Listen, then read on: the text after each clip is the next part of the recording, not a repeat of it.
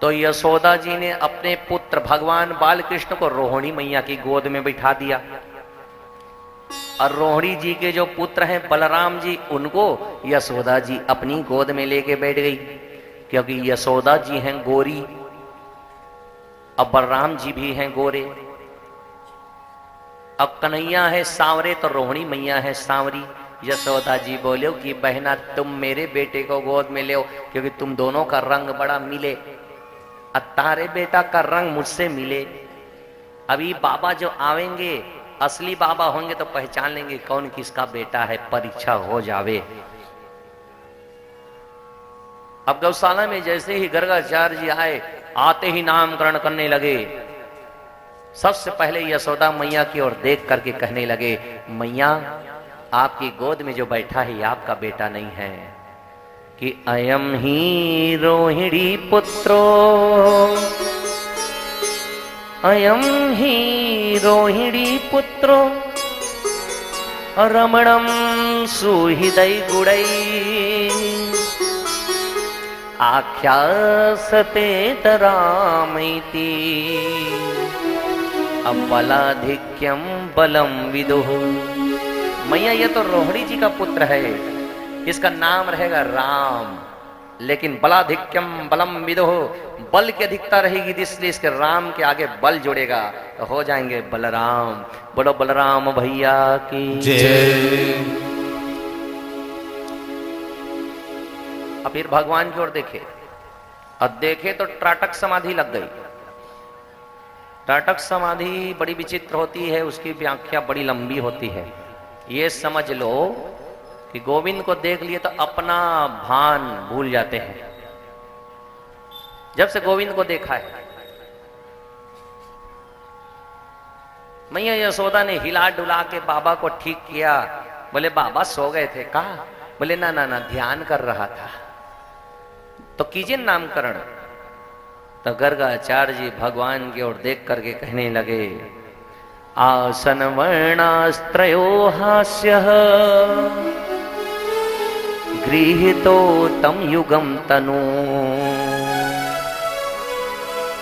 शुक्लो रक्तस्तदा पीता इदानी कृष्णताम गतः। हे माता, ये युग युग में आता है, हर बार आता है, जब जब बुलाओ तब तब आता है। इदानी कृष्णताम गतः शुक्ल रक्तस्तदा पीतः। ये कभी रक्त वर्ण क्षत्रिय के रूप में आया था, कभी श्वेत वर्ण ब्राह्मण के रूप में आया था, अभी कृष्ण वर्ण आया है, इसलिए नाम रहेगा कृष्ण। कि बिनु पग चलई सुनई बिनु काना, इसके गुण है कि कर बिनु कर्म करहि विधि नाना, आनंद रहित सकल रस भोगी, अब बिनु वाणी वक्ता पर जोगी। ये कभी गीता का ज्ञान देता है माता, तो कभी युद्ध करता है धनुष लेकर के। कन्हैया ने इशारा किया, सब कुछ पोल पट्टी माता को सामने खोल दोगे क्या? अभी बेटा है समझ रही तो माखन खिलाती है, दूध पिलाती है, और भगवान है कह दो तो पठेरा में लेके मढ़ा देगी, धूल खाएंगे। अभी माखन मिल रहा है, बाद में धूल खाना मिलेगा।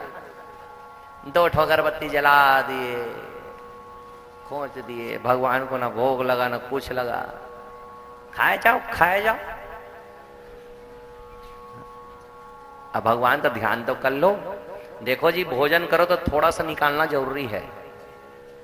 आप आदत डालिए, गौ माता के लिए इतना छोटा सा निकालिए, दोने में कटोरी में, प्रतिदिन का नियम बनाइए। और यज्ञ कहीं पर जाते हैं तब तो और जरूरी है, बहुत पुण्यदायक है। छोटी छोटी ऐसी बातें हैं जिसका यदि आप ध्यान रखेंगे तो आपका पुण्य प्रतिदिन बढ़ेगा। अब पुण्य से ही वैभव आता है, पुण्य से ही सौभाग्य आता है, पुण्य से ही बल मिलता है, अब पुण्य से ही आयु बढ़ती है। आयुर्विद्या यशो बलम,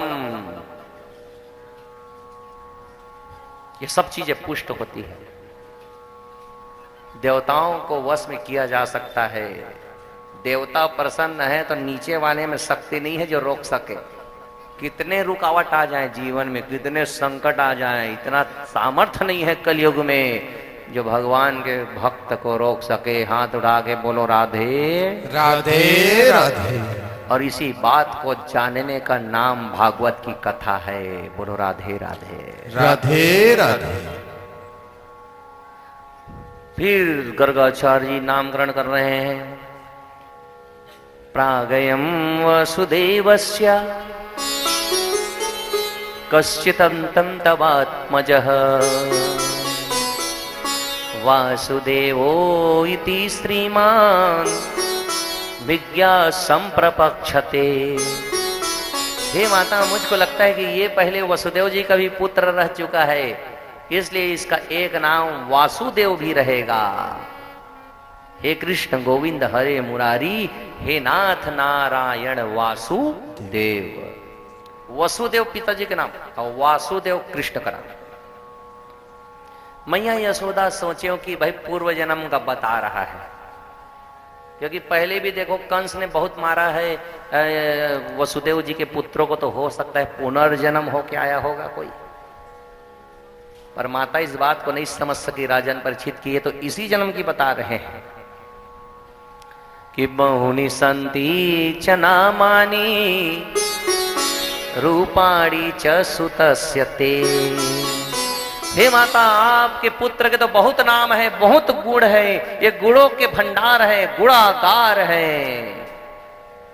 अगर्गाचार्य जी कहने लगे कि करन चहु रघुपति गुण गाहा, करन चहु रघुपति गुण गाहा, करन चहु रघुपति गुण गाहा, करण चहु रघुपति गुण गाहा, लघुमति मोर निरत संसारा, लघुमति मोर निरत संसारा, अति मह रघुपति नाम उदारा, अति मह रघुपति नाम उदारा, अति मह रघुपति नाम उदारा, एहि मह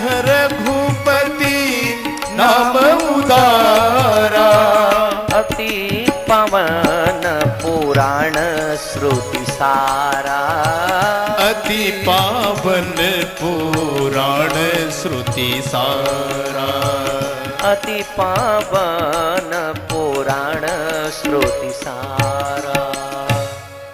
समस्त पुराणों का सार ही राम का नाम है।